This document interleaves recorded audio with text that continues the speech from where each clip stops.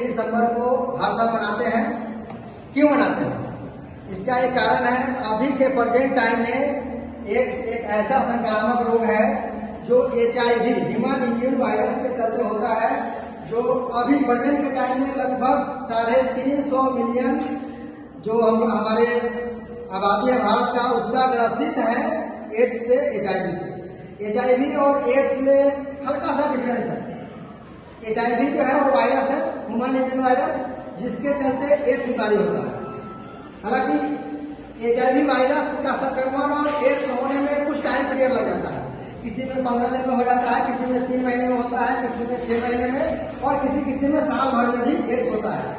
तो हम लोग को चाहिए कि टाइम टू टाइम जैसे कुछ अगर शक लगे कि कुछ ऐसा हो सकता है तो एड्स का जांच करा लेना चाहिए, HIV जांच करा लेना चाहिए। उससे होगा क्या कि HIV अगर पॉजिटिव है तो उसको फुल्ली हम लोग ट्रीट कर सकते हैं और ठीक हो सकते हैं। हो सकता है कि एड्स ना हुआ, एड्स और HIV में अंतर है, कुछ रिलेशन होता है।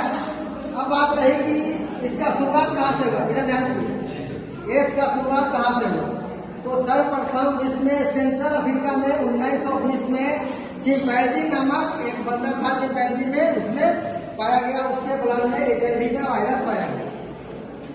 उसके बाद इंडिया में कब आया? इंडिया में 1986 में चेन्नई का एक अस्पताल में, अस्पताल का नाम मुझे नहीं पता है, याद नहीं है, डॉक्टर सुनिधि जो एक लेडी डॉक्टर थी, वो डिटेक्ट करी थी एक पेशेंट में 1986 में। उसके बाद आज ये स्थिति है इंडिया में कि लगभग 350 मिलियन व्यक्ति जो है और बच्चे मिला करके एड्स से ग्रसित है। तो एड्स होता कैसे है? इसका मुख्य रूप से 4 ही कारण है होने का।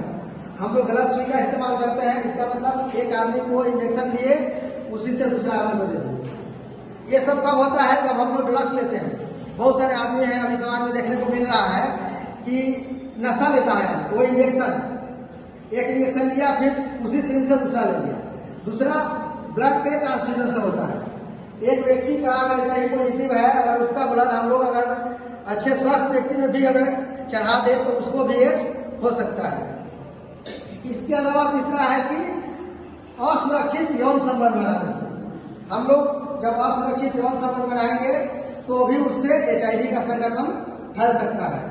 इसके अलावा भी अभी तो तत्काल में बहुत सारे चीज हो गए हैं। ब्रेस्ट फीडिंग से भी हो रहा है। जो माँ ग्रसित है HIV से, अगर वो अपने बच्चे को दूध पिलाती है तो थ्रू मिल्क भी ट्रांसमिट हो सकता है। और भी इसका बहुत सारा ज्यादा कारण है, और खासकर इसमें हम लोग 2 पर ज्यादा ध्यान देते हैं। एक अनसेफ सेक्सुअल कॉन्टेक्ट और दूसरा रीयूज सिरिंज मिली। हम लोग यही 4 कारण को अगर इस पे रोक लगा दे तो एड्स से हम लोग बच सकते हैं। जैसे सिंगल सिरिंज का यूज करें। अगर ड्रग्स भी आप ले रहे हैं, जहाँ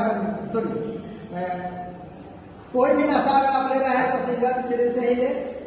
कोई आदि है, हम लोग डॉक्टर भी प्रिस्क्राइब करना पड़ता है मजबूरी में।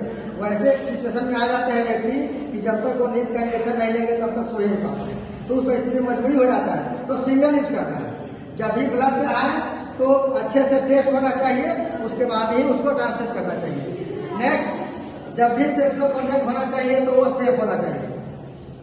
इतने सारे। हाँ, इसके अलावा अगर पॉजिटिव हो जाते हैं तो लगभग इंडिया के, लगभग सभी नहीं लेकिन लगभग सदर हॉस्पिटल में ART सेंटर होता है, एंटी रेट्रोथेरापी सेंटर होता है। वहाँ दवा दिया जाता है और आप एक नॉर्मल जीवन व्यतीत कर सकते हैं। ऐसी बात नहीं है कि आप HIV से ग्रसित हो गए और एड्स मुझे हो गया तो कोई जरूरी नहीं है कि हम 2 साल में मर जाएंगे।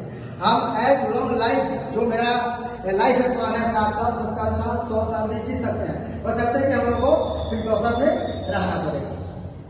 तो इसी के उपलक्ष्य में हम लोग आज मनाए हैं। आप अपने समाज में, हर घर में इस सबको जागरूक करना चाहिए। और ये